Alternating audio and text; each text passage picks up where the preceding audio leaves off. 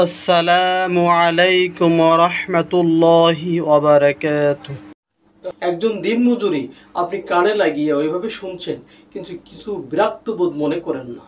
একজন হেল্পার সেও কানে দিয়ে শুনছে, বিরক্ত বোধ মনে করে না। সকাল থেকে সন্ধ্যা পর্যন্ত টিভি বিসিবি ছেড়ে দিয়ে হয়তো 24 ঘন্টার মধ্যে কয়েক ঘন্টা খাওয়া দাওয়া নাওয়া খাওয়া ব্যতীত সব সময় চলছে, সেও দেখছে।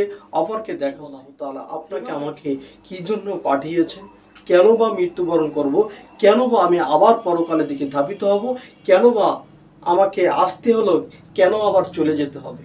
100 বছর আগে আপনিও ছিলেন না, আমিও ছিলাম না। 100 বছর পরে আপনিও থাকবেন না, আমিও থাকব। সেই দিন আল্লাহ সুবহানাহু ওয়া তাআলা কর্ণ, চক্ষু, হৃদয় সম্পর্কে জিজ্ঞাসা করা হবে। সেদিন আল্লাহ সুবহানাহু ওয়া তাআলা যেটা হারাম করেছেন আর আপনি সেটা হালাল করে নিয়েছেন, তার পার্থক্য তখনই আসবে যে আপনার ঈমান আছে, তার ঈমান নেই। আপনার সৎ কাজ আছে, তার মধ্যে সৎ কাজ নেই। আপনার নেকির আশা আছে, তাদের নেকির আশা নেই। আপনার অবশ্যই পরকালে জবাবদিহিতার আশা থাকতে হবে, তারও পরকালের জবাবদিহিতার আশা থাকতে হবে। মূল চাবিকাঠি হচ্ছে ঈমান। ঈমান যদি ঠিক থাকে আমল ভালো হবে, আমল যদি ঠিক থাকে অবশ্যই নেকি হয়। কি করে? সে তো অমুসলিম, আর আপনিও তো অমুসলিম, আপনার তো ঈমানই নাই। সবচেয়ে উত্তম ব্যক্তি সেই যে ঈমান আনার পরে আমলে সালেহ করে। কিন্তু সেই লোকটা কি ঈমান এনেছে? তাহলে নেকির প্রশ্ন কোথায়? আউযু বিল্লাহি মিনাশ শাইতানির রাজীম। ইন্নাল্লাযীনা আমানু ওয়া আমিলুস সালিহাত উলাইকা হুম খায়রুল বারিয়াহ। আপনি নিজেই আপনি সৎ ভাবেন যে আমি কোনো কারোর সাথে অন্যায় করি না, জুলুমবাজি করি না, কারো ঠকাই না, মিথ্যা কথা বলি না ইত্যাদি যে সমস্ত কাজ আপনি অন্য লোকের থেকে বিরত থাকেন, এর মানে এই না যে আপনি একজন ভালো মানুষ, আপনি একজন উত্তম মানুষ। এই সকল কাজ থেকে বিরত থাকার নামই যে আমি একজন সৎ, একজন ভালো, এমনটি নয়। সৎ এবং ভালোর জন্য আল্লাহ সুবহানাহু ওয়া তাআলা তিনি বলছেন, ইন্নাল্লাযীনা আমানু, নিশ্চয় যারা ঈমান আনয়ন করে, ওয়া আমিলুস সালিহাত, এবং যারা আমলে সালেহ সৎ কাজ করে, ভালো কাজ করে, উলাইকা হুম খায়রুল বারিয়াহ, তারাই হলো সৃষ্টি জগতের মধ্যে সবচেয়ে উত্তম। তাহলে সৃষ্টি জগতের সবচেয়ে ভালো মানুষ, উত্তম মানুষ তারা যারা ঈমান আনার পরে সবচেয়ে ভালো কাজ করে, আমলে সালেহ কাজ করে। তারাই হলো জগতের শ্রেষ্ঠ, তারাই হলো জগতের উত্তম ব্যক্তি। আপনি নিজেকে নিজে উত্তম মনে করলে হবে না। আল্লাহ সুবহানাহু ওয়া তাআলার কথা থাকতে হবে যে আল্লাহ সুবহানাহু ওয়া তাআলা আপনাকে অবশ্যই উত্তম মনে করেন কিনা। সম্মানিত উপস্থিতি, আপনাকে বলছিলাম আপনি একজন ব্যবসায়ী, একজন দিনমজুরি, আপনি একজন হেল্পার, একজন কন্ট্রাক্টর, একজন ভ্যান চালক, একজন কৃষি কাজ করেন ইত্যাদি। আমরা কেউ না কেউ বিভিন্ন পেশায় কাজ করে থাকি। কেউ চাই ইঞ্জিনিয়ার, কেউ চাই উকিল, কেউ চাই ব্যারিস্টার, কেউ জজ, কেউ শিক্ষক। এমনিতেই বিভিন্ন পেশায় কৃষক থেকে শুরু করে উচ্চ পর্যন্ত সবাই কেউ না কেউ একটা কাজের সাথে জড়িত। কিন্তু আপনাদের সামনে বলছি, আপনাদের জন্য বলছি, যে ব্যক্তি একজন ব্যবসায়ী, একজন দোকানদার, একজন মুদি দোকানদার, একজন কন্ট্রাক্টর, একজন হেল্পার অথবা দিনমজুরি কাজ করে, কিন্তু দুঃখ ভারাক্রান্ত হৃদয়ে বলতে হয়, সেই ভাই সে সকাল থেকে সন্ধ্যা পর্যন্ত দেখবেন হেডফোন লাগিয়ে, কানে ইয়ারফোন লাগিয়ে সব সময় নাচ, গান বাজনা ইত্যাদি দেখছে, শুনছে। আপনি একজন ব্যবসায়ী, সে ব্যবসার মধ্যে দিয়ে আপনি শুনছেন সব সময়, বিরক্ত বোধ মনে করেন না। একজন দিনমজুরি আপনি কানে লাগিয়ে ওইভাবে শুনছেন, কিন্তু কিছু বিরক্ত বোধ মনে করেন না। একজন হেল্পার, সেও কানে দিয়ে শুনছে, বিরক্ত বোধ মনে করে না। একজন কৃষক, সেও কিন্তু ওই অবস্থায় বিরক্ত বোধ মনে করে না। একজন চায়ের দোকানদার সকাল থেকে সন্ধ্যা পর্যন্ত টিভি বিসিবি ছেড়ে দিয়ে হয়তো 24 ঘন্টার মধ্যে কয়েক ঘন্টা খাওয়া দাওয়া নাওয়া খাওয়া ব্যতীত সব সময় চলছে, সেও দেখছে, অপরকে দেখাচ্ছে। এভাবে নিজেকে মনে করছে এটাই মনে হয় ভালো, এটা মনে হয় সৎ, এটা মনে হয় ভালো কাজ। একজন ভ্যান চালক, সে ভ্যানে ওইভাবে চালাচ্ছে, গান চলছে, রাস্তা পার হচ্ছে। একজন ইজি বাইক, সেও চালাচ্ছে, সেভাবে চলছে, গান বাজনা চলছে।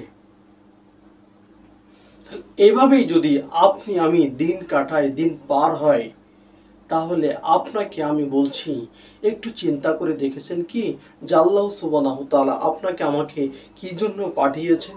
কেন বা মৃত্যুবরণ করব? কেন বা আমি আবার পরকালের দিকে ধাবিত হব? কেন বা আমাকে আসতে হলো? কেন আবার চলে যেতে হবে?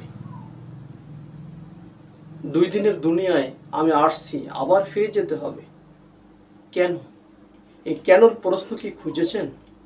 অবশ্যই খোঁজেননি। যে আল্লাহ সুবহানাহু তাআলার পৃথিবীতে এক সময় 100 বছর আগে আপনিও ছিলেন না, আমিও ছিলাম না। 100 বছর পরে আপনিও থাকবেন না, আমিও থাকবো না। এই মধ্যখানের সময় আমি আমার রব, আমার স্রষ্টাকে আমি কার উদ্দেশ্যে এসেছি আর কার উদ্দেশ্যে চলে যাব? কেন আমাকে কোন উদ্দেশ্যে সৃষ্টি করা হয়েছে, আবার কোন উদ্দেশ্যে আমি চলে যাব? এই হিসাব কি আপনার মাথায় আসে না? আপনার কি একদিন কি মনে পড়ে না যে আসলে এই অবস্থায় যদি আমি মারা যাই, তা আমি আমার রবের সম্মুখে আমি কি কৈফিয়ত দিব?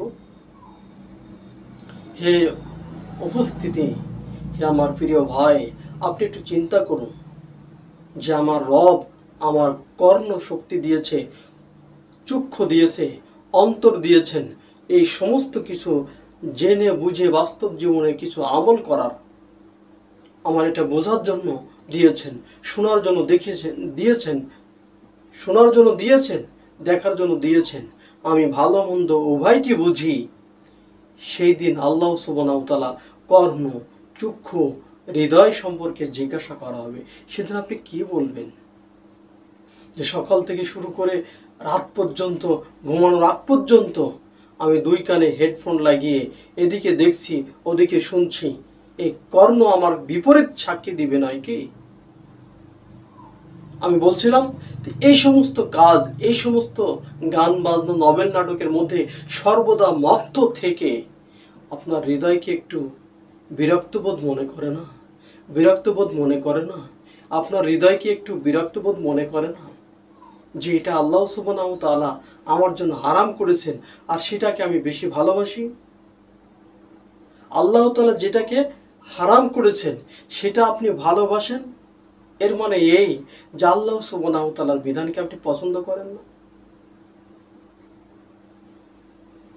আল্লাহ সুবহানাহু তাআলা যেটা হারাম করেছেন আর আপনি সেটা হালাল করে নিয়েছেন, তার মানে এটা প্রমাণ করলেন যে আমি আল্লাহ সুবহানাহু তাআলার ভালোবাসাটাকে, আমি আল্লাহ তাআলার বিধানটাকে পছন্দ করি না। আল্লাহ সুবহানাহু তাআলা সূরা লোকমানের প্রায় 2 জায়গায় বলছেন, ওয়ামিনান নাসি মান ইয়াশতারি লাহুল হাদিস বিগয়রি ইলমিন ওয়া ইয়াত্তাখিযাহা হুযুয়া উলাইকা লাহুম আযাবুম মুহিন। আল্লাহ সুবহানাহু তাআলা বলছেন, মানুষের মধ্য থেকে অনেক মানুষ আছে যেগুলো আল্লাহর পথ থেকে ফিরে নিয়ে আসে, গোমরাহের দিকে নিয়ে আসে, অশ্লীল অসার কথাবার্তার মাধ্যমে। কিছু লোক রয়েছে এই সমস্ত কথাবার্তা, গান বাজনা, নভেল নাটকের মাধ্যমে, বিভিন্ন রকমের কথার মাধ্যমে, অসার কথার মাধ্যমে, অহেতুক কথার মাধ্যমে সেগুলোকে ফিরিয়ে রাখে। আল্লাহ সুবহানাহু তাআলা বলছেন, উলাইকা লাহুম আযাবুম মুহিন, অবশ্যই তাদের জন্য রয়েছে যন্ত্রণাদায়ক শাস্তি। কেন? আল্লাহ সুবহানাহু তাআলা এটা পছন্দ করে না, সেটা আপনি অহরহ করছেন। আল্লাহ সুবহানাহু তাআলা যেটা অপছন্দ করেন সেটা আপনি পছন্দ করছেন। আল্লাহ সুবহানাহু তাআলা যেটা পছন্দ করেন সেটা আপনি অপছন্দ করছেন। আল্লাহ সুবহানাহু তাআলা যেটাকে হারাম করেছেন, আপনি সেটাকে হালাল করছেন। আল্লাহ সুবহানাহু ওয়া তাআলা যেটা পছন্দ করেন সেটা আপনি অপছন্দ করছেন। আল্লাহ সুবহানাহু ওয়া তাআলা যেটা অপছন্দ করেন সেটা আপনি পছন্দ করছেন। আপনাকে যদি বলা হয় তখন আপনি বলছেন তেমন কিছু না, একটু খেলা করছি, তেমন কিছু না, একটু গেমস খেলছি, তেমন কিছু করছি না, একটু পাবজি খেলছি, তেমন কিছু করছি না, একটু জুয়া খেলছি, একটু লুডো খেলছি, একটু তাস খেলা করছি। এভাবেই আপনি এড়ানোর চেষ্টা করছেন আর নিজেকে বলছেন আমি তো কাউকে গালি দিচ্ছি না, আমি কাউকে ঠকাচ্ছি না, আমি মিথ্যা কথা বলছি না, আমি চুগলখড়ি করছি না, আমি কারোকে থাপ্পড় মারছি না, আমি কারো জমির আইল কাটছি না। অতএব আপনি ভাবছেন নিজেকে যে আমি একজন সৎ, আপনি একজন সৎ ব্যক্তি। তাহলে আপনার মধ্যে অবিশ্বাসীদের মধ্যে আর অমুসলিমদের মধ্যে আপনার মধ্যে পার্থক্যটা কি? পার্থক্য তখনই আসবে যে আপনার ঈমান আছে, তার ঈমান নেই, আপনার সৎ কাজ আছে, তার মধ্যে সৎ কাজ নেই, আপনার নেকির আশা আছে, তাদের নেকির আশা নেই।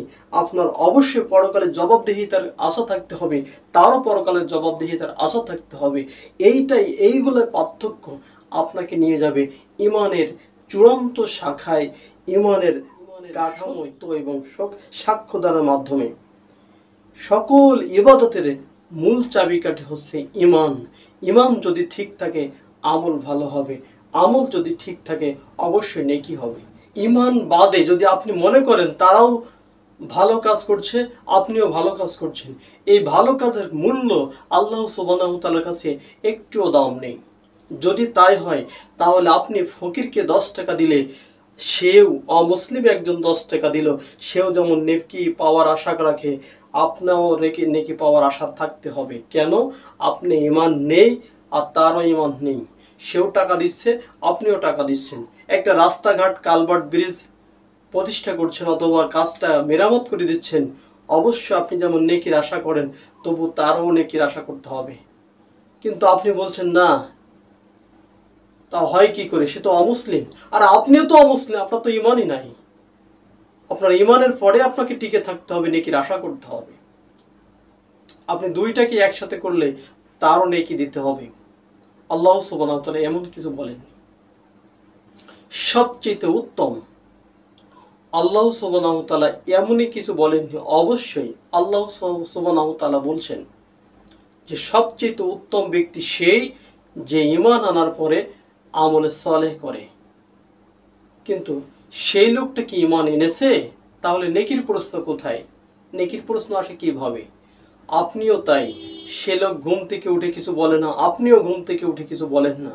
সে লোকও আপনার প্রত্যেক দিন ভালো মন্দ কাজ করে, আপনিও ভালো মন্দ কাজ করেন, কিন্তু তারও ঈমান নাই, আপনারও ঈমান নাই। আপনার খেয়াল রাখতে হবে আমি একজন মুসলিম মুমিন, আমি কিভাবে আল্লাহ সুবহানাহু ওয়া তাআলার অপছন্দ কাজগুলো আমি 24 ঘন্টা করে যাচ্ছি, যেটা আল্লাহ সুবহানাহু ওয়া তাআলা আমাকে হারাম করে দিয়েছেন, আমার জন্য হারাম করে দিয়েছেন, সেটাকে আমি কিভাবে হালাল করে নিয়েছি। সম্মানিত উপস্থিতি, আপনাকে বলছিলাম ওই অবস্থায় যদি মারা যান তাহলে আপনার কি অবস্থা হবে বলুন তো? সব সময়ের জন্য গান বাজনা, নভেল, নাটক, মদ, জুয়া ইত্যাদি যদি থেকে যান তাহলে পরকাল একদিন হবে, পরকাল একদিন আছেই, অবশ্যই সেই দিন আপনাকে জবাবদিহিতা করতে হবে। আপনি আপনার রবকে ভুলে গেছেন, ভুলে যে সমস্ত হারামকে আপনি হালাল করে নিয়েছেন। ইন্না লিল্লাহি ওয়া ইন্না ইলাইহি রাজিউন। যারা সালাত আদায় করে না কিয়ামতের কাঠগড়ায় অবশ্যই সেই দিন, আপনি যেদিন এই অবস্থায় দিন পার করে যাচ্ছেন, কিয়ামতের দিন আপনি যখন উপস্থিত হবেন, সেই দিন আল্লাহ সুবহানাহু ওয়া তাআলার সামনে যখন দাঁড়িয়ে বলবেন আল্লাহ তাআলা যে আপনি অবশ্যই আমাকে সিজদা করুন, আল্লাহ সুবহানাহু ওয়া তাআলা পায়ের নলা খুলে দিবেন, দিয়ে বলবেন সিজদা করো। সেই দিন আপনি যদি পৃথিবীতে সালাত আদায় না করেন, সেই দিন আল্লাহ সুবহানাহু ওয়া তাআলার সিজদা না করেন, আল্লাহ তাআলা সেই দিন আপনার পিঠকে শক্ত লোহার ন্যায়, তক্তার ন্যায় আপনাকে সোজা করে রাখবেন। সেদিন অবস্থা কেমন হবে? যেই দিন আপনি এই অবস্থায় দাঁড়িয়ে থাকবেন আপনার রবের সম্মুখে, তখন আপনার অবস্থাটা কেমন হবে? যারা অমুসলিমদের বিচার সেটা সেইভাবে হবে, আপনারও বিচার সেইভাবে হবে। যদি ঈমান না থাকে যদি আল্লাহ তাআলার ভীতি না থাকে, আল্লাহ সুবহানাহু ওয়া তাআলার আইন নিয়ম কানুন যদি আপনি না মানেন, অবশ্যই আপনার বিপদগ্রস্ত হবে, ক্ষতিগ্রস্তের মধ্যে পড়বেন। অবশ্যই মুহাম্মদ সাল্লাল্লাহু আলাইহি সাল্লামের সুন্নতের অনুসারী হতে হবে, তার আনুগত্য করতে হবে, তার আনিত বিধান অনুযায়ী আপনার জীবনযাপন করতে হবে। অতএব ওই শুনুন, আল্লাহ সুবহানাহু ওয়া তাআলা বলছেন, ইন্নাস সালাতা তানহা আনিল ফাহশাই ওয়াল মুনকার, নিশ্চয় সালাত যাবতীয় অশ্লীল খারাপ কাজ থেকে বিরত রাখে। কিন্তু আপনি যে 24 ঘন্টা, 23 ঘন্টা, 22 ঘন্টা আপনি গান বাজনা নবেন নাটকের মধ্যে আছেন, কিন্তু আপনার বিবেক কখনো সাড়া দিচ্ছে না। আল্লাহ সুবহানাহু ওয়া তাআলা এই আয়াতে বলছেন, নিশ্চয় সালাত যাবতীয় অশ্লীল কর্ম থেকে, খারাপি কর্ম থেকে আপনাকে বিরত রাখে, কিন্তু জীবনে কখনো চেষ্টাও নিলেন না। আমি আমার জিন্দেগিতে 20, 30, 40, 50 কাছাকাছি সময় চলে যাচ্ছে, তবু আপনি সালাত আদায় করতে অভ্যস্ত হলেন না। 5 ওয়াক্ত তো দূরের কথা, 2 ওয়াক্ত 3 ওয়াক্ত পড়েন না। এই জীবন পার করলেন। আর ওদিকে আল্লাহ সুবহানাহু ওয়া তাআলা বলছেন, যদি কোনো মুমিন সালাত আদায় করে তাহলে তার ফাহিশা কাজ, খারাপ কাজ থেকে বিরত থাকে। কিন্তু আজ পর্যন্ত আপনি বিরত থাকতে পারলেন না, আপনি বিরত থাকতে পারলেন না।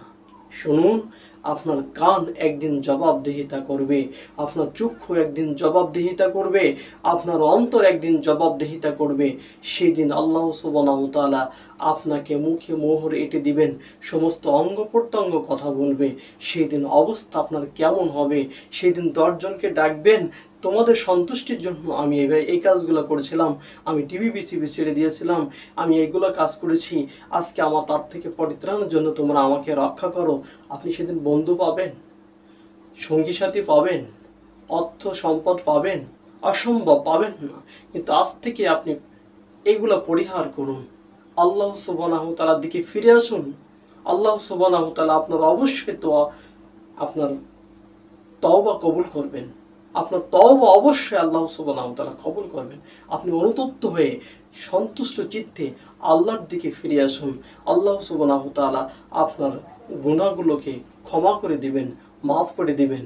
কিন্তু আপনি সমস্ত ফাহিশা কাজ, খারাপ কাজ থেকে, মন্দ কাজ থেকে, গান বাজনা নবেল নাটক থেকে ফিরে আসুন, আল্লাহর দিকে আসুন।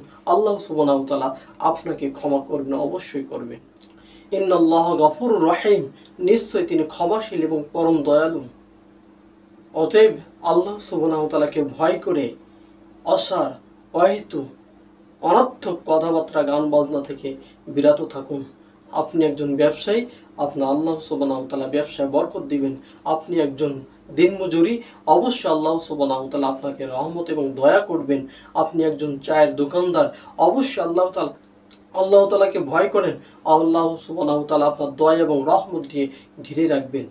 অতএব প্রত্যেকটা জায়গায় স্তরে রয়েছেন যারা, প্রত্যেকটা সময় আল্লাহ সুবহানাহু ওয়া তাআলাকে ভয় করেন এবং নিজের নফস শুধুমাত্র আল্লাহ সুবহানাহু ওয়া তাআলার দিকে দিয়ে স্মরণ করে দিয়ে তার পথের দিকে ধাবিত হন। আল্লাহ সুবহানাহু ওয়া তাআলা আপনাকে ইহকাল এবং পরকালে মর্যাদা বৃদ্ধি করে দিবেন এবং সকলেই আপনার শ্রদ্ধা করবে। কিন্তু আপনি এই সমস্ত কাজ করলে সবাই কিন্তু দোয়া করবে না, অনেকেই বরদোয়াও করবে। আল্লাহ সুবহানাহু ওয়া তাআলা আপনাকে সদাই সুবুদ্ধি উদয় হোক, এটা আমরা চাচ্ছি, এবং আল্লাহ সুবহানাহু ওয়া তাআলা আপনাকে যেন হেদায়েত দান করেন, সঠিক বুঝ দান করেন, এটা আমরা প্রার্থনা করছি।